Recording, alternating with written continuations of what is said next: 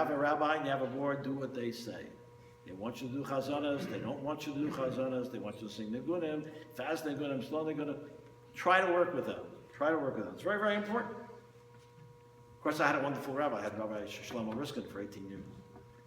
So he was a wonderful person to work with. And it's Rabbi Shaul Berman.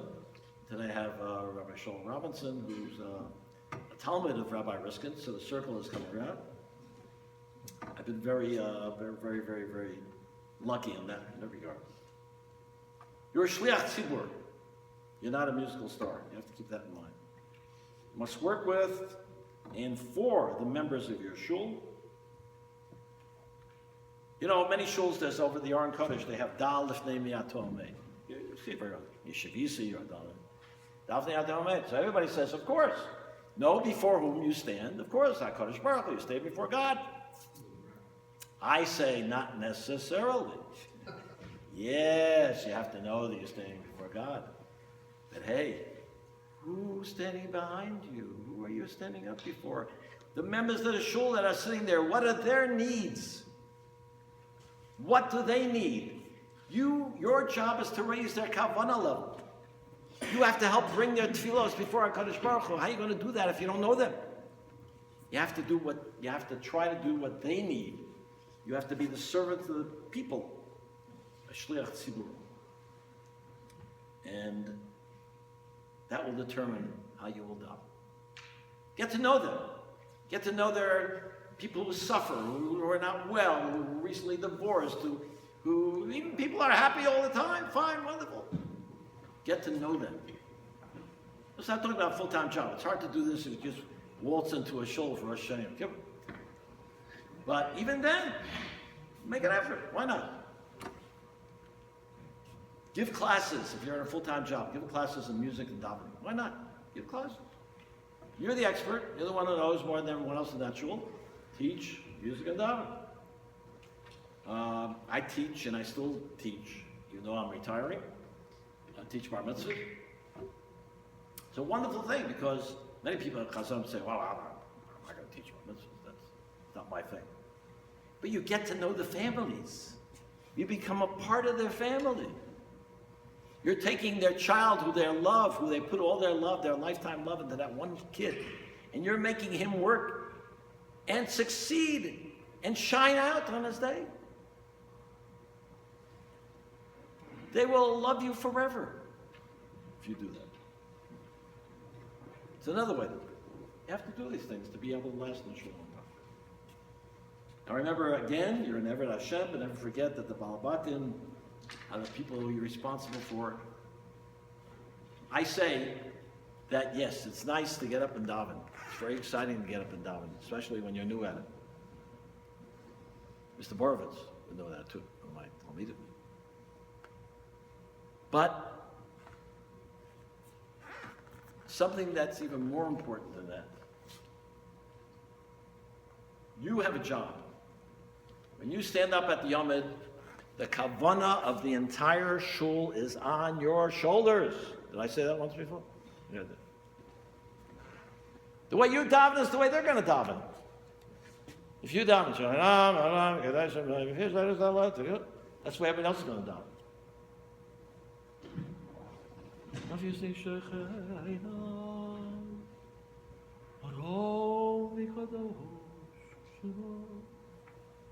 hey, some of them are going to start catching on after a while. And they'll daven too. Their kavanah will be raised. Their kavanah is on your shoulder. Just remember that. It's a big responsibility.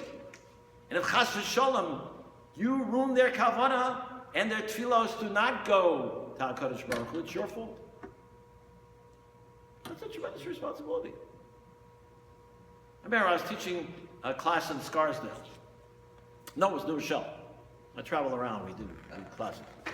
Somewhere, I don't know. That was New Rochelle. And there was one Baal Tefillah there that was very good. An excellent Baal Tefillah. He came over to me afterwards, he says, no, Chazan Goffin, I used to go up to the Yomid with alacrity, and I knew how to daven, I had a nice voice, and I was very good at it. I'm afraid to get up and daven. I said, good. You're the kind of Baal Tefillah that I want. The Baal Tefillah is afraid to get up to daven because he's not going to do it right. Because the kavanah of his Baal Batim may be ruined if he does it wrong. Now, what do the shuls of today want in the Chazan? Good exception. A very good question. Now, the exception of Shabbos Chazonis here and there, which, by the way, is more common in shuls without a Chazan. You rarely see a Shabbos Chazonis in a shul with a Chazan. Except here on the west side, we get away with it. So, but mostly you'll find Shabbos Chazonis in shuls without a Chazan. Our Orthodox shuls in America do not want Chazonis. It's hard for me to say that. They don't want Chazan. At least not a heavy dose of it.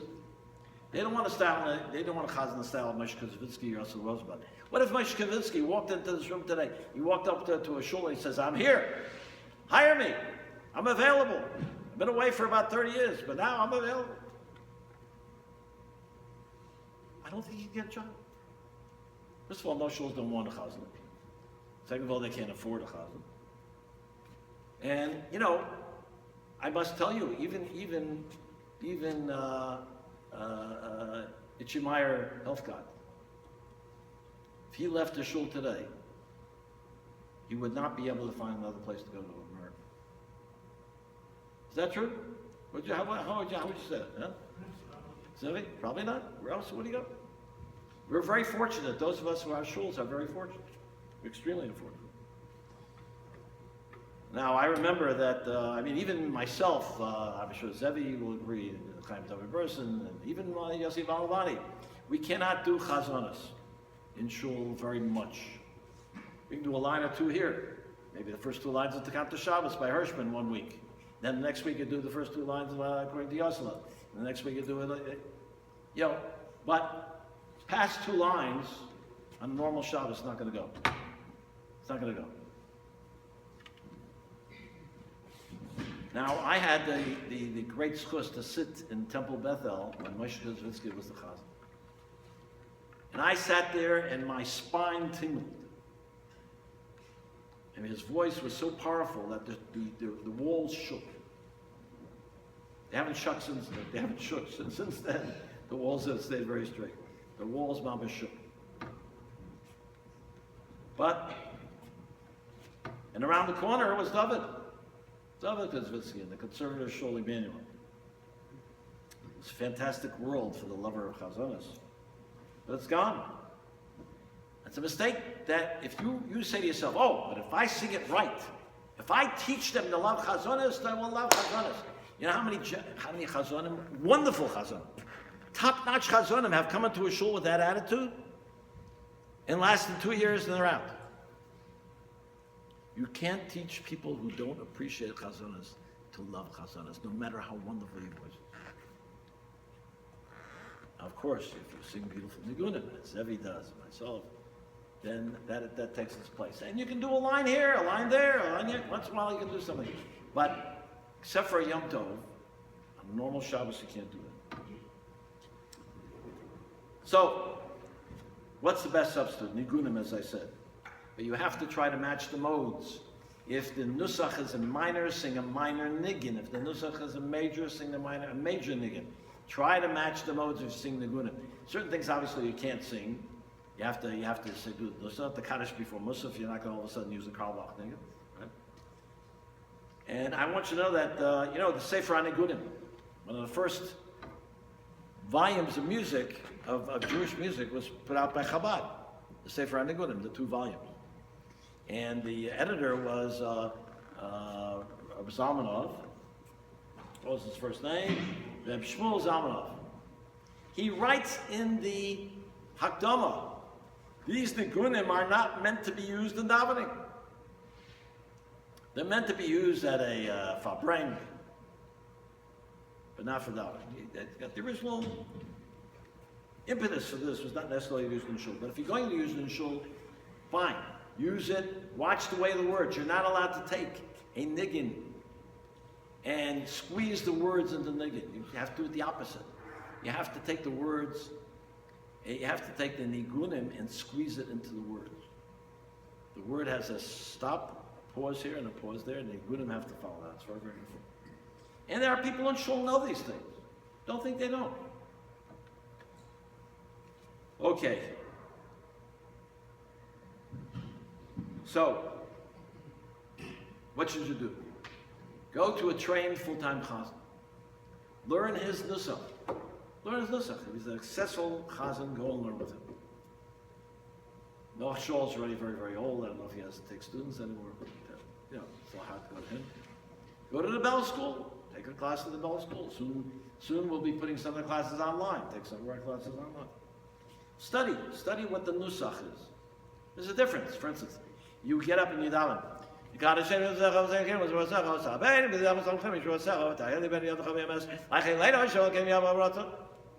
Now, you may say, well, that's standard.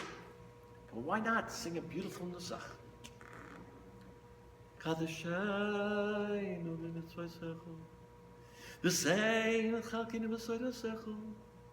Sabeinu mituvecho, v'samechenu b'yeshuasecho, v'taher libeinu li'alecha b'emes.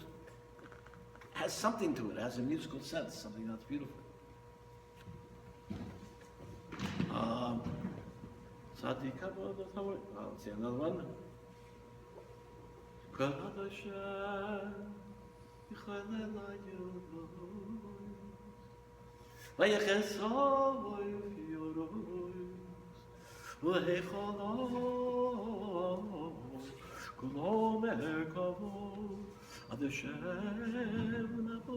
That type of thing.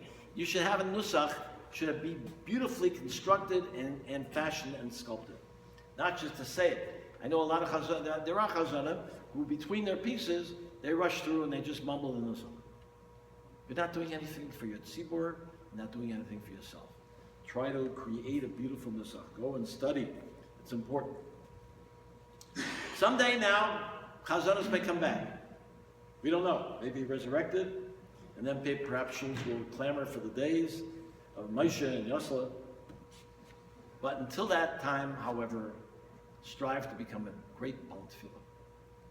If you do a beautiful nusach, a beautiful chazonis, you know how to do it. You've had the tools. If you're a good chazan, you have the tools to be a great Baal Tefillah. Use that. Use that to raise up your shul, raise up your congregants, and use beautiful nigunim that will enter the hearts of your Balabatim, and that's what is going to make you successful. I'm very excited to be here today. I hear that many young and talented people are part of this organization, and I wish you all hatzlacha and bracha. But remember, continue to learn. Don't think because you know how to do a beautiful Chazan Shapish, you're finished. The truth is, if you don't know the nusach, you're really finished. Kol tov.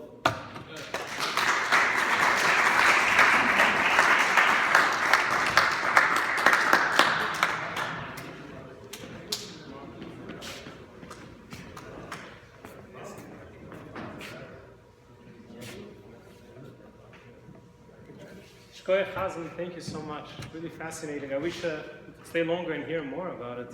I have to say, I feel lucky I don't have a rabbi here. Before we break for a 5 minutes intermission, I'd like to introduce a good friend of mine, somebody who I think every one of us should meet. Mayor Briskman, if you don't mind, stand up, please. Mayor Briskman is, I guess people know him already. I can say a lot about Mayor, but Mayor Briskman, first and foremost in Jewish music, he's a conductor of Jewish choirs. And right now, he begins to give classes in Brooklyn, right? In Brooklyn, for people who are interested to learn music, to read notes. Anyone who knows Chazonis, Jewish music, knows that there is so much treasure written down, not recorded, something you can't just learn by listening to something because it's not there. You have to be able to read. If you want to be able to be part of a choir, sing with a choir, understand what a choir is doing, you want to be able to go to that class. Mayor, I can again say a lot about it, has a degree in composition from the Hebrew University and in conducting as well. He was a teacher, and he is, I think, a teacher at the Tel Aviv Institute for Chazanut under Naftali Hirschtigs. And I think it's a good opportunity to say hello to Mayor and see whether you can fit into his class. Thank you. And now I guess we're going to break for intermission.